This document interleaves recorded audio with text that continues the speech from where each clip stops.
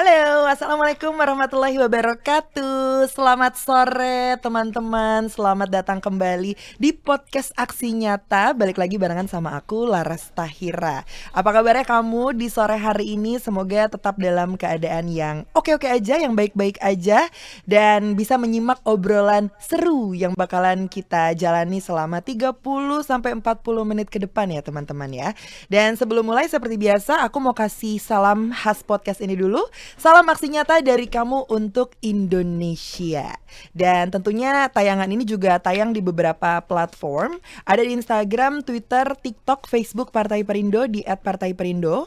Kemudian kita juga tayang di RCTI Plus, Okezone, Sindonews, inews.id, YouTube Partai Perindo, dan juga tentunya di website Partai Perindo. Dan kita juga selalu bagi-bagi giveaway dong. E-voucher belanja totalnya Rp300.000. Ada 3 voucher masing-masing Rp100.000 yang bakal dibagiin untuk 3 orang yang pastinya bisa memberikan quotes terbaik di kolom komentar tentang podcast kali ini. Tapi jangan lupa kamu untuk follow dulu Instagramnya Partai Perindo di @partaiperindo. Stay tune sampai akhir karena kita punya tema yang menarik hari ini, yaitu adalah tentang tragedi di Stadion Kanjuruhan. Dan tentunya untuk membahas hal tersebut kita sudah kedatangan bintang tamu spesial, Ketua DPW Partai Perindo DKI Jakarta, Bang Effendi Syahputra. Kita akhirnya bertemu lagi. Apa kabar Bang Effendi? Baik Laras, ketemu lagi ya. Ketemu lagi. Terakhir ketemu Bang Effendi kita sambil nyantai ya Sambil makan mie ayam. Sambil makan mie ayam, sambil jajan Starling. Hari ini mungkin agak ditahan dulu, tapi sudah sarapan, sudah makan siang, sudah semuanya ya? Belum makan siang. Belum. Belum makan siang. Jadi belum makan seharian nih karena nungguin mie ayam. Habis ini. Tetap nyarinya mie ayam yang ada label Partai Perindonya. Iya. Karena terakhir ngobrol sama Bang Effendi ini tentang teman-teman UMKM yang yang sering nongkrong di kantornya Perindo, ada mie ayam, ada Starling, banyak banget ya Bang Effendi ya. Happy lah ngomong yang kemarin. Kalau yang ini sedih-sedih kayaknya. Betul, karena ini setiap hari kalau kita buka platform apapun ini pasti beritanya itu. Headline-nya pasti tentang kanjuruhan gitu ya. Kemarin sempat ngikutin beritanya, gimana tanggapannya di Bang Effendi? Ya, saya pikir ini sebuah tragedi yang sangat menyedihkan, tragedi terbesar olahraga di Indonesia. Bahkan bisa dibilang ini tragedi terbesar sepak bola di dunia gitu loh. Yes. Sampai memakan korban 130-an terakhir itu yang sudah terupdate. Dan ratusan masih dirawat sekarang. Ya tentunya kita berduka ya. Saya juga secara pribadi mengucapkan bela sungkawa yang sebesar-besarnya, karena tidak ada satupun kemenangan di sepak bola itu yang seharga dengan nyawa gitu kan. Setuju. Jadi ini betul-betul menjadi kesedihan kita bersama, para penikmat sepak bola, penggemar sepak bola nasional, tidak hanya nasional, di internasional juga, di mana-mana semua 1 minute silence sebelum pertandingan Piala Champions, liga-liga di Eropa, semua mata dunia memandang ke Indonesia. Sangat ironis di zaman yang serba digital sekarang ini ada korban jatuh sebesar itu di stadion sepak bola. Stadion sepak bola tidak lagi menjadi tempat hiburan, malah jadi kuburan gitu. Ini yang saya terus terang sedih banget gitu, dan sekaligus sebenarnya malu juga Indonesia kebagian tragedi sebesar ini ya. Dan kita berharap sekarang tentu pengusutan tuntas terhadap permasalahan ini tidak hanya berhenti kepada tagar berduka, tapi harus diusut siapa sebenarnya yang bersalah atas kelalaian yang menimbulkan korban sebesar ini. Dan kita tahu ini adalah kejadian terbesar kedua setelah kejadian-kejadian yang menimpa beberapa negara, tapi itu rata-rata di bawah tahun 2010 ya Bang ya. Terbesar itu kan di Peru itu tahun 60-an. Itu zaman Romawi kuno kali. Sekarang makanya saya bilang tadi, sekarang di zaman digitalisasi, orang semua udah paham udah modern, tapi ada korban jatuh sedemikian besarnya di stadion. Itu miris banget gitu loh, dan memalukan menurut saya gitu. Betul, bukan prestasi ya? Bukan prestasi gitu. Jadi Indonesia itu juara dunianya bukan di lapangan, tapi di tragedinya. Itu yang pedihnya itu gitu loh. Jadi orang akan mencatat Indonesia juara dunianya korban di stadion gitu. Mhm. Banyak persepsi yang mengomentari hal tersebut gitu ya Bang Effendi ya. Ada yang bilang ini bentrok antar penonton, ada juga yang bilang bentuk kekecewaan penonton, ada juga yang bilang ya memang ini kerusuhan aja yang ada di dalam stadion itu. Karena banyak sekali saksi-saksi yang akhirnya bermunculan dan membicarakan tentang hal tersebut. Seperti apa Bang Effendi melihatnya? Ada beberapa hal yang poin penting bahwa ini bukan bentrokan antar penonton, karena bonek supporter Persebaya kan Arema Persebaya. Iya. Persebaya itu supporternya nggak boleh datang memang.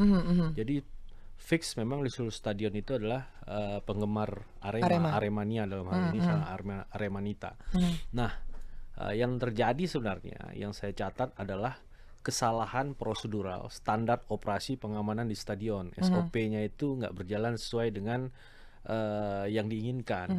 Dalam regulasi FIFA, yang namanya petugas keamanan itu jangankan membawa senjata api dan gas air mata, jangankan menembakkan, bawa ke dalam stadion aja nggak boleh. Oke. Tapi dalam regulasi pengamanan polisi untuk membubarkan huru-hara dia wajib pakai itu gitu loh. Sehingga tidak terjadi komunikasi yang bagus antara panitia penyelenggara yang mengerti aturan ini dengan polisi yang juga harusnya diupdate tentang aturan ini. Dan permasalahan ini bukan hanya sekali terjadi ini. Di Piala Presiden pun 2 orang meninggal Persib lawan Persebaya itu di GBLA. Juga permasalahannya sama, penanganan prosedur standar operasi pengamanan stadionnya juga jelek, buruk. Jadi ini kesalahan yang berulang-ulang. Kemudian poin keduanya adalah saya melihat ada kepentingan broadcaster untuk mencari rating, sehingga mengesampingkan pengamanan dan potensi terjadinya kerusuhan seperti ini. Kenapa saya bilang demikian? Pihak kepolisian, pihak panitia penyelenggara klub itu sudah mengajukan kepada LIB sebagai operator liga untuk menggeser pertandingan dari jam 8 malam ke jam 3 untuk mengurangi potensi-potensi kerusuhan dan lain-lain. Tapi atas keputusan LIB, PSSI dan broadcaster selaku pemegang hak siar, mereka tetap menginginkan main di jam 8. Kenapa? Karena main di jam 8 itu rating TV-nya tinggi dan nanti jam berikutnya itu ada iklan rokok yang masuk yang mungkin akan membuat revenue-nya besar. Lebih besar. Itu satu. Kedua, karena ini pertandingan big match, pertandingan panas, sehingga pihak Panpel pun mengharap penghasilan tiketnya maksimal. Maka dia jual lah tiket itu dengan kapasitas maksimal stadion 45.000. Yang ternyata Padahal polisi sudah menganjurkan jual tiket itu 37 sampai 38.000 aja. Jadi ada space. Tapi karena ini cuan gede, dijual lah 42. Ini jadi kalau dibilang ini adalah kesalahan berjamaah semua gitu. Panpelnya salah, polisinya juga salah, LIB-nya salah, broadcasternya salah, penonton supporternya juga ya salah juga. Ya cuman kalau ditarik kesalahan terbesar tentu adalah koordinasi antar pihak-pihak penyelenggara. Dan satu lagi adalah kita terlalu sepele dengan hal-hal pengamanan stadium ini. Jadi nganggep biasa aja gitu loh. Dan sepertinya di Indonesia ini kalau orang nonton stadion ada yang meninggal 1-2 orang itu biasa aja gitu loh. Risiko nonton bola meninggal gitu kan. Nah itu tidak menjadi bahan evaluasi. Padahal baru aja anget banget 2 orang meninggal di Gelora Bandung Lautan Api GBLA, Piala Presiden Persib lawan Persebaya. Tidak ada pengusutan tuntas. Siapa yang bersalah, siapa yang lalai, siapa ini. Dan info terbaru yang saya dengar nih, Panpel Arema itu ternyata pernah dihukum 20 tahun tidak boleh terlibat dalam penyelenggaraan sepak bola. Tapi kenapa dia sekarang ada lagi dan sekarang dihukum seumur hidup lagi kan? Jadi dihukum seumur hidup nggak boleh terlibat di dalam persepak bola Indonesia. Jadi sebenarnya ini menjadi hal yang sepele bagi kita dan saya berharap ini ratusan korban sudah melayang ini tidak menjadi sia-sia dan selama ini kalau ada kerusuhan bola itu hilang begitu aja, nggak ada yang namanya siapa yang menjadi tersangka, siapa yang masuk penjara deh gara-gara meninggalnya orang karena kelalaian dia, nggak ada. Kita berharap kali ini harus ada contoh nih Itu aja sih. Iya, dan tadi berbicara mengenai regulasi juga yang keluar dari FIFA, apalagi soal gas air mata. Dan kita tahu beberapa kejadian yang sudah terjadi sebelumnya juga rata-rata gara-gara gas air mata. Ya. Sudah jelas tertulis di peraturan FIFA kalau pemakaian gas air mata, bahkan tadi Bang Effendi juga sudah menyebutkan membawa saja sudah dilarang. Apalagi ini sampai dipakai, digunakan gitu. Itu seperti apa Bang Effendi? Dan belum ada hukuman yang membuat jera gitu. Jadi ada info terbaru nih. Ternyata bukan soal gas air mata aja, tapi jenis gas air mata apa yang dipakai. Oke. Karena banyak ditemukan mayat itu membiru, matanya kebelalak membiru. Jadi gas air mata itu ada gas air mata yang levelnya rendah untuk membubarkan massa, ada yang untuk membubarkan demo-demo yang di jalan, ada yang dipakai untuk teroris kan. Oke, jadi ada yang dari rendah sampai tinggi gitu ya. Nah ini yang menjadi pertanyaan, jangan-jangan yang dipakai ini yang buat di teroris nih. Kalau yang pakai teroris itu tidak hanya untuk mengaburkan mata, tapi bikin sesak napas dan orang habis oksigen. Iya, dan kemarin laporannya seperti itu ya, banyak yang sesak. Saya dilaporin sama tim TPGF, tim pencari fakta itu, katanya sekarang pertanyaannya gas air mata apa yang digunakan oleh polisi. Nah kita juga tidak bisa 100% menyalahkan polisi. Mereka kalau ada petugas pengamanan, antisipasi di kepala mereka pasti kalau ada kerusuhan bubarkan massa gimana? Pakailah gas air mata. Gas air mata yang tersedia apa nih? Ya pakailah itu gitu loh.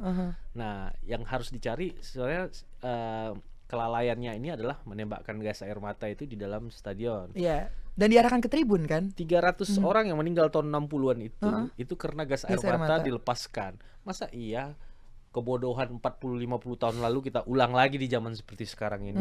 Masa iya polisi tidak mengupdate permasalahan itu? Menembakkan gas air mata itu seharusnya kan polisi berpikir apa sih hasil yang akan saya raih kalau saya tembakkan gas air mata ke tribun, yang bikin salah di tengah lapangan gitu. Betul. Yang rusuh kan yang di lapangan. Kenapa tembak yang di tribun gitu kan? Apa yang mau dicari gitu loh. Dan menembakkan gas air mata ke tribun dengan penonton 40 ribuan itu sama aja kayak nyemprotin baygon ke dalam botol gitu loh. Nah, apalagi info terakhir banyak gate yang terkunci, nggak terbuka semua, jadi himpit-himpitan lah di situ. Tapi beda ya, kalau di beberapa kasus memang injak-injakan itu ya terinjak. Tapi kalau ini mayat membiru itu yang masih diselidiki. Kenapa? Apakah faktor dari gas air mata yang punya kekuatan luar biasa ya? Gas air mata itu kan ada level-levelnya. Level mana yang digunakan? Ini kan harus jadi kajian lagi gitu loh. Ini yang kita tunggulah hasil dari tim independen yang sekarang sedang bekerja di Malang. Sampai speechless ya kalau berbicara soal hal itu gitu. Dan kita tahu juga Bang Effendi dari berbagai kasus juga katanya tidak ada sanksi dari FIFA ya. Belum ada sanksi dari FIFA karena memang sifat dari pertandingannya sendiri itu masih yang domestik gitu. Indonesia sendiri bagaimana nih? Apakah dengan kejadian yang sudah disorot oleh berbagai macam media dari seluruh dunia istilahnya, ini apakah bakal mendapat sanksi dari FIFA juga? Bukan tidak ada sanksi, tapi kita masih menunggu ya. FIFA juga tentu masih menunggu laporan terakhir dari PSSI selaku anggota. Jadi kan PSSI ini anggotanya FIFA. Dia tentu akan dengar laporan anggotanya, bukan laporan pemerintahnya. Nah, nanti dari laporan itu dia akan buat sebagai ilustrasi aja. Tragedi Heysel tahun 1985, 39 nyawa pendukung Liverpool, pendukung Juventus waktu itu ketemu sama Liverpool meninggal. Hillsborough tahun 89 juga final FA Liverpool juga meninggal. Margaret Thatcher waktu itu menghentikan kegiatan sepak bola 5 tahun ke depan. Dan FIFA itu nge-ban Liga Inggris nggak boleh ada klub dan Inggris tampil di turnamen-turnamen luar. Itu korbannya 39 sama 89. Ini 100 lebih gitu. Masa iya sih nggak di-ban? Tentu kita bukan juga berharap kita di-ban. Karena ingat tahun depan kita jadi tuan rumah Piala Dunia. Nah ini kan malunya kita, bagaimana mungkin tahun depan kita jadi tuan rumah Piala Dunia tapi kita kehilangan 130 nyawa di stadion. Artinya masuk logis nggak sih? Lo mau buat Piala Dunia tapi lo nggak bisa menjamin keamanan security dalam stadion sehingga mengakibatkan 130 orang meninggal gitu. Bagaimana kalau supporter dari luar masuk ntar yang meninggal kan apa nggak ini? Saya kira ancaman terbesar sekarang mungkin saja status tuan rumah Indonesia untuk Piala Dunia 2023 akan dievaluasi kemungkinan, tapi tentu kita tidak berharap itu. Kita masih berharap semua berjalan dengan baik Dan soal ban sampai sekarang belum ada info apa-apa, dan kita berharap kita tidak terlalu dihukum terlalu berat, di ban terlalu berat, karena sepak bola kita sekarang lagi naik-naiknya nih. Iya, itu dia. Semua lagi bereforia, semua lagi senang banget gitu loh. Industri Iya. sepak bola kita lagi maju, perekonomian yang ditopang oleh sepak bola kita lagi maju. Sayang banget gitu loh kalau gara-gara hal ini akhirnya kita semua mati lagi sepak bolanya seperti waktu Covid dulu Jangan kan. dong. Karena sepak bola itu tidak hanya pemain pelatih, tapi UMKM-nya juga hidup, Betul. tiketnya juga hidup, ya calo tiketnya bisa hidup Iya. gitu loh kan, istilahnya seperti itu. Jadi banyak faktor yang kemudian membuat sepak bola ini menjadi industrialisasi dan membawakan ekonomi yang positif buat orang yang bergelut baik secara langsung maupun tidak langsung di sepak bola. Betul, karena Indonesia ya sepak bola gitu ya. Ya, ini hiburan nomor 1 gitu, Hiburan dan yang paling semua murah. kalangan gitu. Iya. Iya, berbagai kalangan tuh bisa mengikuti Iya. permainan atau pertandingan sepak bola ini. Kita juga punya beberapa artikel ya yang akan kita lihat dulu. Nah, ini dia. Ini ada beberapa potongan video yang kemarin terjadi. Nah, itu kan pintunya ditutup. Jadi cuman satu ya, Bang Effendi ya? Ada 2 yang dibuka. Ada 2 yang dibuka. Seharusnya setiap pertandingan itu setelah menit 80 pintu semua harus dibuka. Semua. Jadi kenapa banyak yang ditutup, Bang? Saya kemarin dengar info katanya ditutup supaya tim Persebaya yang mau keluar mau melarikan diri itu nggak dikejar-kejar sama mereka. Katanya sih gitu ya. Oh. Tapi saya juga nggak tahu, nggak paham nih kenapa dikunci pintu ini. Padahal seharusnya regulasinya umumnya menit 80 semua pintu harus dibuka. Harus dibuka. Dan saya juga dengar sebenarnya kemarin itu pendukung Arema yang turun dari tribun itu sebenarnya cuman pengen ngasih Iya, support sama pemainnya gitu Kalau loh. dapat video awal-awalnya yang turun satu orang tuh dia cuman pengen selfie doang kayaknya sama Iya, pemain. iya. Saya lihat pemain kipernya tuh si Maringa yang orang Portugal, kayaknya dia lagi selfie. Heeh. Terus turun lagi beberapa orang, kemudian dihajar tanda kutip oleh polisi. Nah, ini juga harus menjadi solidaritas supporter bola itu lebih kuat dari solidaritas apapun. Iya, iya, iya. Jadi kalau dia ngelihat satu temannya dipukulin, udah selesai Iya, tuh, iya, chaos. Tapi pertanyaannya kenapa gas air matanya ditembakkan ke arah tribun ya, Bang ya? Nah, Karena yang ramai itu kalau kita lihat dari video kan yang di dalam kan, di lapangan. kenapa nggak iya. dilempar di sini? Kenapa kan? nggak di lapangan? Kenapa Kenapa di tribun? penonton- Ibaratnya orang yang lagi duduk gak tahu apa-apa tiba-tiba ada tembakan gas Nah, air itu mata itu nih. kelalaian kan namanya. Jadi sebenarnya 2 minggu lalu dari kejadian ini Persebaya lawan Rans FC itu juga rusuh gini. Oh, rame juga ya. Rusuh gini masuk ke lapangan semua. Tapi ketika itu tidak ada penembakan gas air mata, dibiarin aja sama polisi. Jadi Oke. mereka ngerusak ebot, ngerusak bench, dibiarin aja. Oh. Hasilnya apa? Korban tidak ada, klub bayar kerugian kerusakan stadion hampir 200 juta waktu itu. Tapi kan tidak ada ini. Tidak ada korban. Tidak ada korban.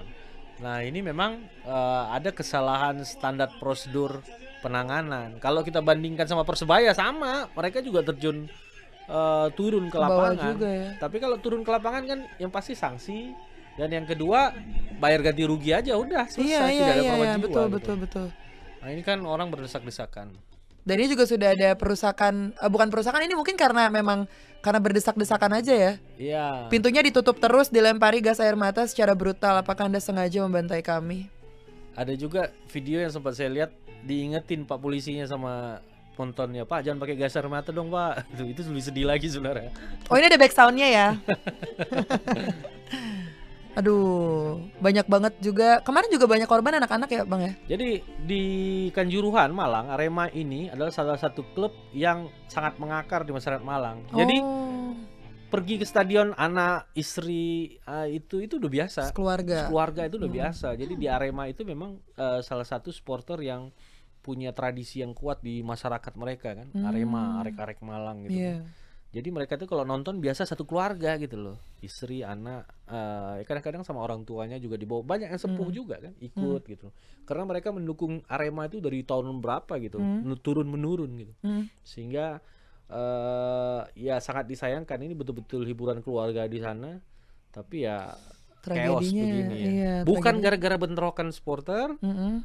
Terus bukan juga soal kerusuhan atau gimana, enggak. Ini praktis salah penanganan prosedur keamanan di stadion aja. Jadi banyak yang bersalah istilahnya ya untuk di tragedi Kanjuruhan ini. Iya, kesalahannya berjamaah lah istilahnya. Kesalahan berjamaah. Tapi ada juga yang katanya menemukan banyak sekali puluhan botol miras di dalam stadion itu yang ya seperti kita tahu kalau ada miras ya pasti kerusuhan atau kekeosan ini juga mungkin terjadi Iya. gara-gara itu. Kalau orang bilang miras berarti dia ngerusuh gitu kan. Iya, iya, Tapi iya. di sini Ada tidak tanggapan. ada kerusuhan, tidak ada perkelahian. Iya, iya, iya. Ini semua Arema.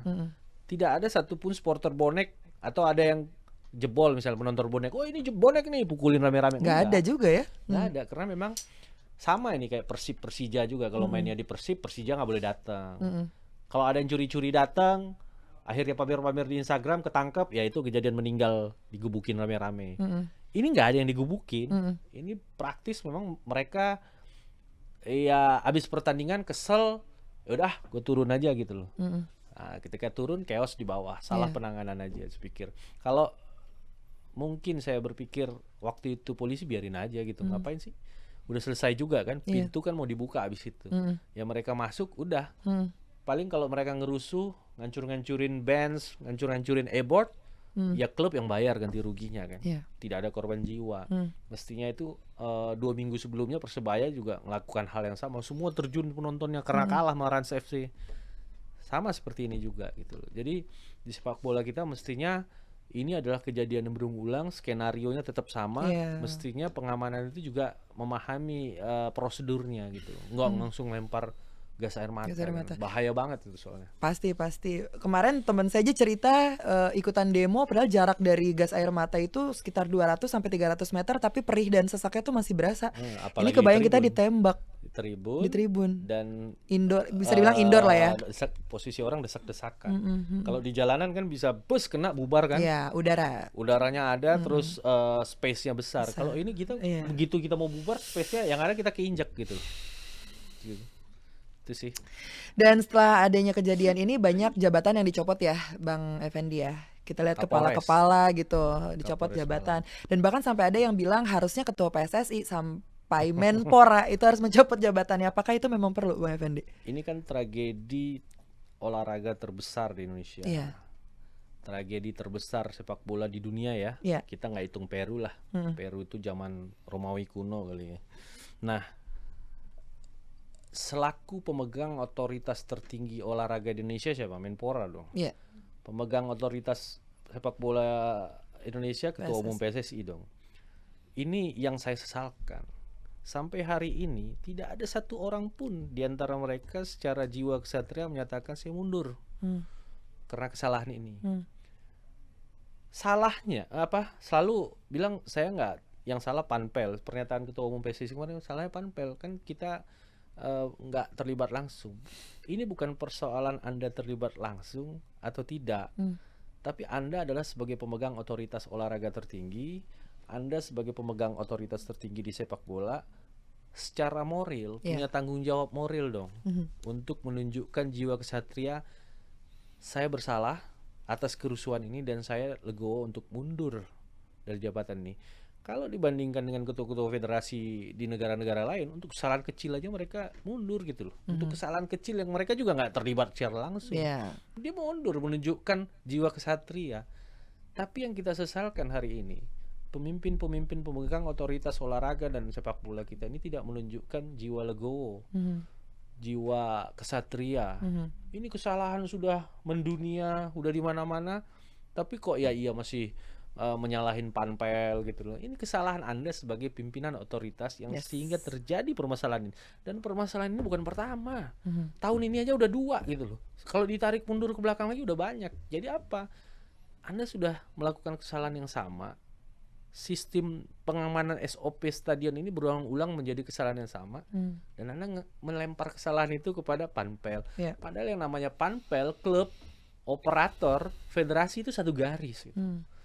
Jadi nggak usah nunggu, wah saya kan nggak terlibat langsung, nggak gitu loh, nggak gitu konsepnya. Nggak gitu konsepnya. Nggak gitu konsepnya. ini yang harus dijelaskan. Konsepnya itu Bapak harus mundur secara etika moral, pertanggungjawaban. Ini juga akan jadi contoh kepada anak-anak bangsa yang lain.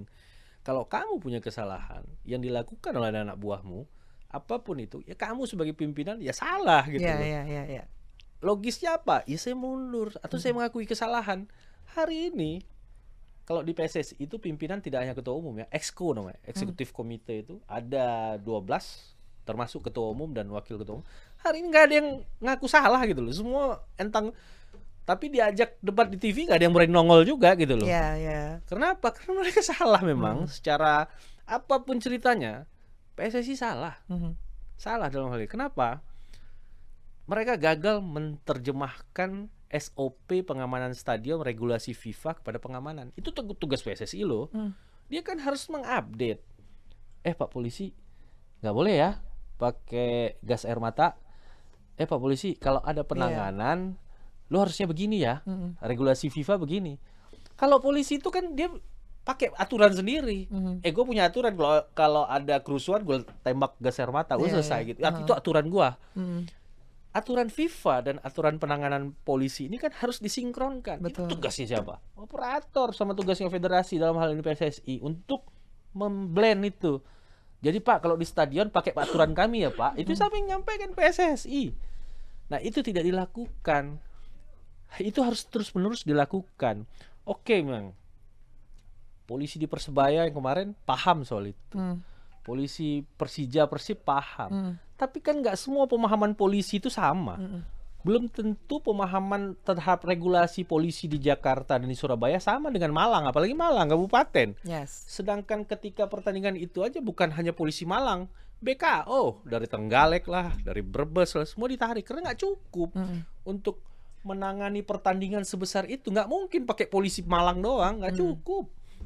Jadi dia pakai BKO. Yang namanya BKO jam 6 subuh mereka udah di situ sampai jam 10 malam. Kejadian jam 10 malam itu udah capek, pengen pulang juga, pengen cepet-cepet juga, gue tembak aja gitu kan. Nggak bisa disalahin juga 100%. Nah itu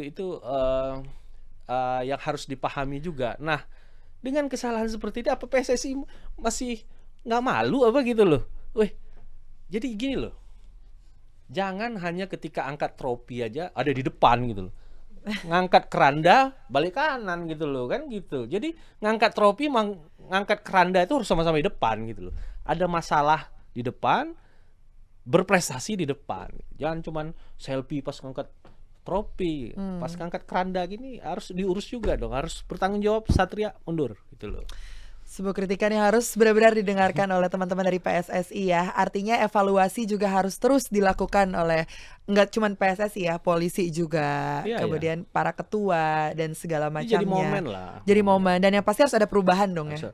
Termasuk supporter juga. Yeah. Saya senang hari ini ngelihat supporter setelah kejadian ini, wah persatu nih. Yeah. Kalau lihat story sejarahnya kan supporter Solo sama Jogja itu sama nih, musuhannya sama kayak Malang Surabaya. Supporter Persib sama Persija juga sama ini, gontok-gontokan. Ya akhirnya bersatu. Sekarang baik-baikan, jangan lagi ya. Nah saya seneng itu. Jadi seluruh Indonesia sekarang supporternya semacam tergerak untuk buat perjanjian damai gitu kan. Ini speaker momentum. Inggris setelah tragedi Hillsborough itu memperbaiki diri, mereka memperbaiki tatanan kompetisi, memperbaiki sistem keamanan. Akhirnya sekarang jadi tentram, nomor satu, aman. liga nomor satu dunia, industrialisasi gitu loh. Jadi memang semua ada momennya. Semua harus kembali lagi setelah ini. Jangan sia-sia gitu loh, pengorbanan 130 orang ini mereka harus benar-benar jadi martir, jadi momen, menjadi awal momen perubahan sepak bola kita menuju lebih baik. Secara prestasi kita lebih bagus kok. Timnas kita semua umur sekarang lolos Piala Asia. Betul. Sekarang tinggal gimana pengelolaannya, federasinya, operatornya, itu aja.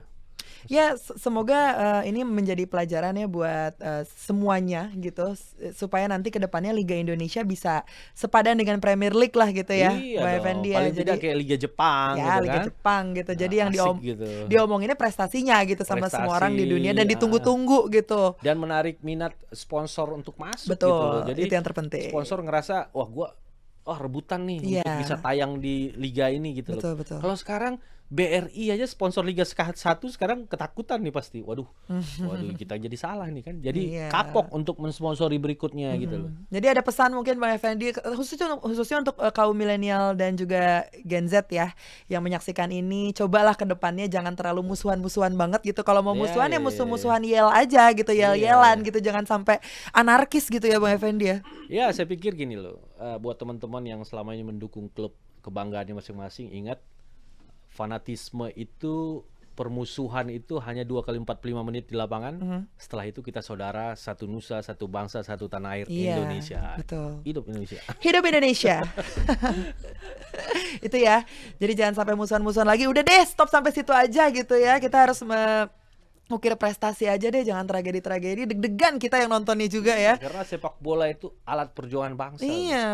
Alat untuk ngasih tahu keluar itu kita bangsa yang besar. Berbeda-beda tapi satu, persatuan Indonesia. Persatuan Indonesia, merdeka lagi. Perindo lagi. Perindo lagi. Nah ini ngomong-ngomongin Perindo ya teman-teman ya. Dengan Partai Perindo ini campaign aksi nyata dari Kamu Untuk Indonesia relate sekali dengan movement yang dijalankan Partai Perindo, yaitu produktif, solutif, modern, bersih, berintegritas, peduli dan turun tangan untuk Indonesia sejahtera. Partai Perindo juga memanggil putra-putri terbaik untuk Indonesia sejahtera melalui konvensi rakyat. Jadi ini adalah program penjaringan secara daring bagi warga Indonesia yang berminat mendaftarkan diri sebagai bakal calon anggota legislatif atau bacalek di semua tingkatan pemilihan DPRD Kabupaten Kota, DPRD Provinsi, dan juga DPR RI. Nih kalau mau daftar caranya gampang, tinggal klik aja www.konvensirakyat.com, dan untuk mendaftar sebagai anggota Partai Perindo bisa mengunjungi website di bawah ini juga di www.partaiperindo.com. Itu dia ya. Dan buat kamu yang udah kasih quotes terkait dengan tema hari ini, kita akan mengumumkannya di minggu depan ya, tentunya di Instagram Partai Perindo @partaiperindo. Jadi jangan lupa untuk follow Instagramnya ya. Sekali lagi terima kasih Bang Effendi untuk Sama-sama, sharingnya. Laras. Terima Semoga kritikan-kritikan yang tadi bisa diterima oleh yang Ya. menyaksikan, dan ya sekali lagi lah, semoga kejadian ini tidak pernah akan terjadi lagi di negara kita, negara Indonesia ini ya. Terima kasih juga untuk Partai Perindo yang selalu bergerak dengan aksi nyata. Semoga Partai Perindo semakin sukses dan tentunya maju terus untuk Indonesia sejahtera. Salam aksi nyata dari Kamu Untuk Indonesia. Laras Tahira pamit dulu. Bye-bye. Marilah seluruh rakyat Indonesia, arahkan pandanganmu ke depan. Raihlah mimpimu bagi nusa bangsa, satukan tekad untuk masa depan. Pantang menyerah, itulah pedomanmu.